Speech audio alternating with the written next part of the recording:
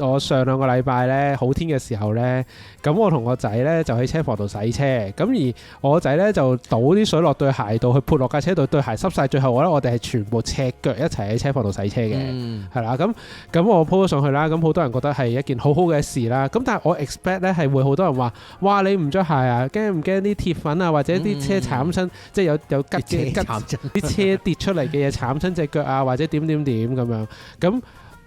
又老實講係有呢個風險嘅，咁但係我衡量過，如果慘，即係我當然我確保咗地下冇嘢啦。咁如果真係有意外都係意外啫咁樣，咁確保到冇太大嘅風險嘅時候，我覺得就不妨俾佢一試咯。咁 so far 去到啱啱嗰個禮拜六日，我就同佢種泥啦，都係搞到成手泥、成腳泥啦。咁但係我覺得呢個係一個好好嘅學習，即係佢第一去掂到啲泥啦，第二去體驗到乜嘢係手做咯，即係唔係話教咗佢洗車，佢第時可以去洗車，even 佢想洗車都可以洗車。佢哋個 friend 都係就可以去做 part time 啦。